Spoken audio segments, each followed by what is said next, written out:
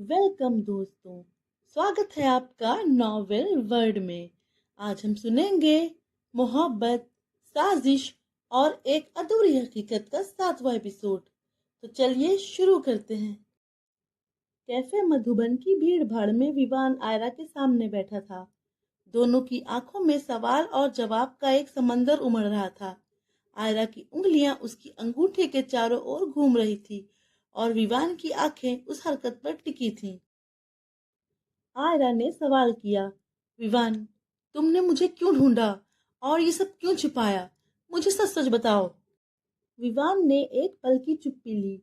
उसने अपना चेहरा थोड़ा सा झुकाया और गहरी सांस लेकर कहा, "हम्म, विराट क्या कहता है कि वो पेंटिंग उसने बचाई थी?"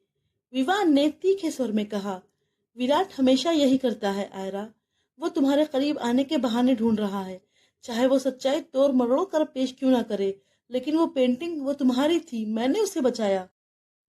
विवान ने धीरे से अपनी कुर्सी से झुकते हुए कहा, आयरा, विराट तुम्हारे लिए एक खेल खेल रहा है।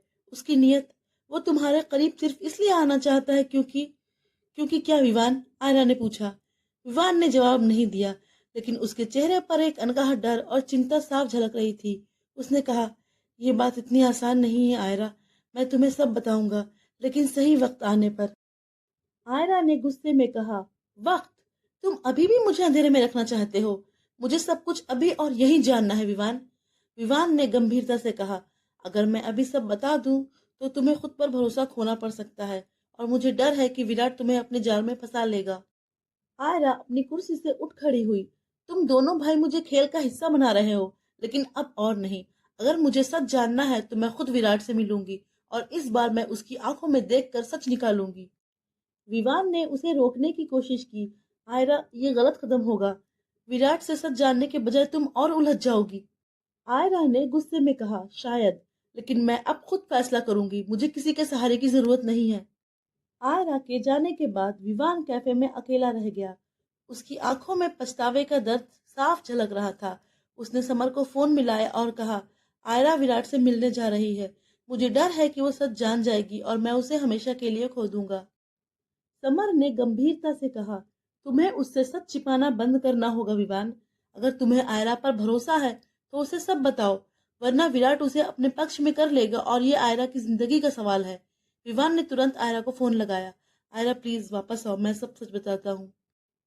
विराट और मैं जुड़वा भाई हैं, लेकिन हम अलग अलग रास्तों पर चल पड़े। विराट का इरादा खतरनाक है। उसने हमेशा लोगों को धोखा दिया है। आयरा कैफे में वापस आई और विवान के सामने बैठ गई।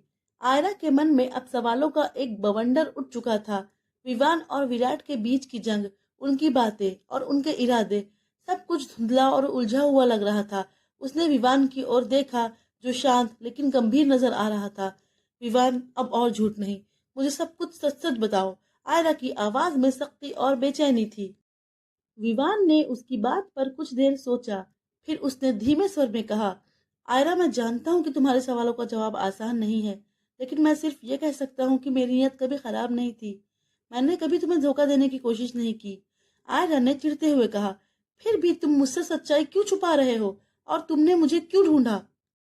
विवान ने उसकी आंखों में सीधे देखते हुए कहा, क्योंकि मैंने तुम्हें हमेशा अपना सबसे बड़ा सपना माना है।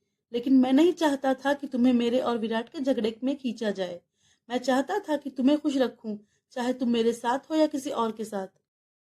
आयरा ने एक पल के लिए चुप्पी साध ली। उसके दिल और दिमाग में एक भयंकर लड़ाई चल रही थी। उसने धीरे से कहा, लेकिन क्या ये सब सच है या सिर्फ एक कहानी है? विवान ने कहा, ये सब सच है आयरा। मैं चाहता हूँ कि तुम मुझे थोड़ा और वक्त दो। मैं तुम्हें सब कुछ साफ कर दूंगा, लेकिन तब तक मैं तुमसे सिर्फ इतना चाहता हूँ कि तुम खुद पर भरोसा रखो। क्या तुम दोनों के बीच कोई पुराना राज है? क्या ये सब तुम्हारे परिवार से जुड़ा है? आयरा ने पूछा। विवान ने आयरा के चेहरे को देखा और फिर कहा, तुम्हारी ये बात गलत नहीं है। विराट और मेरे बीच का रिश्ता सिर्फ भाई होने का नहीं है। हम जुड़वा हैं, लेकिन हमारा रिश्ता उस दिन से बदल गया जब हमारी माँ की मौत हुई। विवान ने गहरी सांस लेते हुए अपनी बात जारी रखी। हम दोनों की माँ बहुत सख्त और अनुशासन प्रिय थी। हमें हमेशा एक जैसा देखा जाता था, एक जैसा पहनाया जाता था और यहाँ तक कि हमारी पहचान भी एक दूसरे से अलग नहीं थी। विवान ने अपनी आंखें बंद कर ली, मानो उस दर्दनाक याद को फिर से जी रहा हो। उस दिन विराट ने माँ से झगड़ा किया था। उसने पहली बार अपनी अलग पहचान की मांग की थी। उसने कहा था कि वो मेरे जैसा नहीं है और उसे अपनी जिंदगी खुद जीने का हक है। माँ को ये बात पसंद नहीं आई। उन्होंने उसे डांटा और वह घर छोड़कर चला गया। और इसके बाद आयरा ने पूछा। इसके बाद विराट ने मुझे माँ के मौत के लिए जिम्मेदार ठहराया। उसने मुझसे कहा कि मैं कमजोर हूँ। मेरे और मेरे पिता के कारण ही सब कुछ खत्म हो गया। वो हमेशा मुझसे आगे बढ़ना चाहता था, खुद को मुझसे बेहतर साबित करना चाहता था। यही वजह है कि वो तुम्हारे करीब आया। उसने तुम्हें सिर्फ इसलिए चुना कि वह जानता था कि तुम मेरे लिए खास हो। आयरा का सर घूमने लगा। उसने कहा, तुम्हारे और तुम्हारे पिता के कारण? तुम दोनों तो जुड़वा भाई हो ना? विवान ने चुप्पी साध ली। उसे समझ नहीं आ रहा था कि आयरा को कैसे बताए उसके जुड़वा होने की हकीकत। आयरा ने एक गहरी सांस ली और सीधे विवान की आंखों में देखा। तो आखिरकार तुम्हारे मुंह से सच निकल ही गया विवान। उसने तीखे स्वर में कहा, तुम दोनों जुड़वा नहीं हो, है ना? तभी तुम दोनों की शक्लें और व्यवहार इतने अलग हैं। तुम्हें क्या लगता है मैं बेवकूफ हूँ? विवान ने शांत रहने की कोशिश करते हुए कहा, आयरा, बात वैसी नहीं है जैसा तुम समझ रही हो। मैं सब समझा सकता हूँ। लेकिन आयरा अब रुकी नहीं। उसका गुस्सा उफान पर था।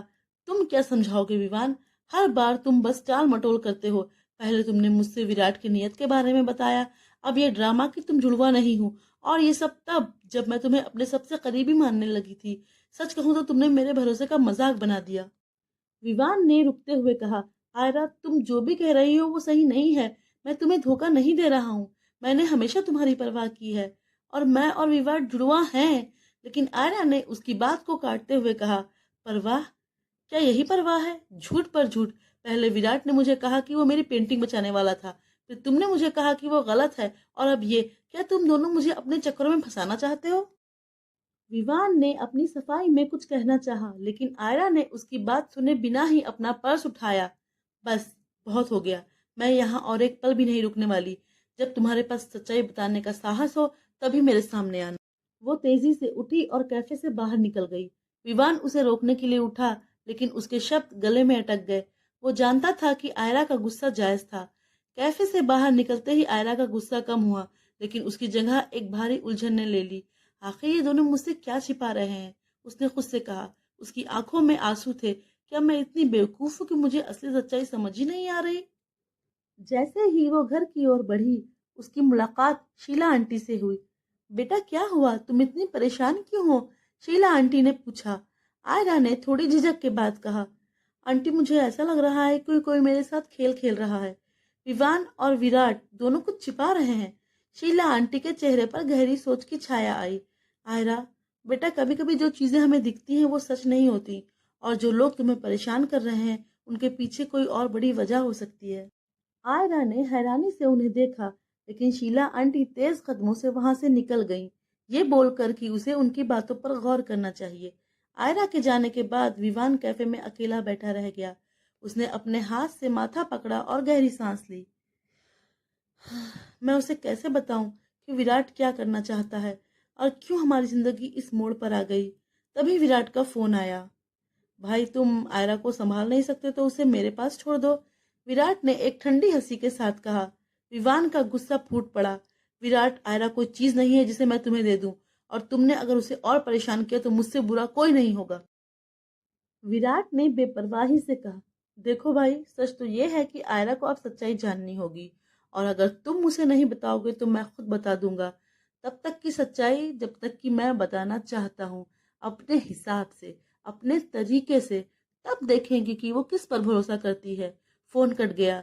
विवान ने अपनी मुट्ठी भींच ली। आयरा को इस सब में फंसाना नहीं चाहिए था, लेकिन अब मुझे उसे सब कुछ बताना होगा। विवान के फोन करने के बाद विराट अपने ऑफिस में बैठा हुआ एक पुरानी फाइल देख रहा था। उसकी आंखों में एक अलग सी चमक थी। उसने फोन उठाया और किसी को कॉल किया। तैयारी पूरी है? उसने गंभीर स्वर में पूछा। फोन के दूसरी तरफ से आवाज आई, हाँ सर, लेकिन आयरा को इस बारे में पता चलने से पहले हमें जल्दी करनी होगी। विराट ने ठंडी हंसी के साथ कहा, आयरा को कुछ भी पता नहीं चलेगा। उसे सिर्फ ये जानने दो कि विवान ने उसे धोखा दिया है। बाकी का काम मैं संभाल लूंगा। इधर आयरा ने घर पहुंचकर तुरंत फोन उठाया और रिद्धिमा का नंबर डायल किया। हेलो आयरा, रिद्धिमा की आवाज में हल्की घबराहट थी। तुम्हारे पास अभी वक्त है?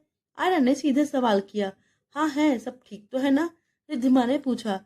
आयरा ने गुस्से और नाराजगी के बीच संतुलन बनाए रखने की कोशिश की। नहीं, कुछ भी ठीक नहीं है।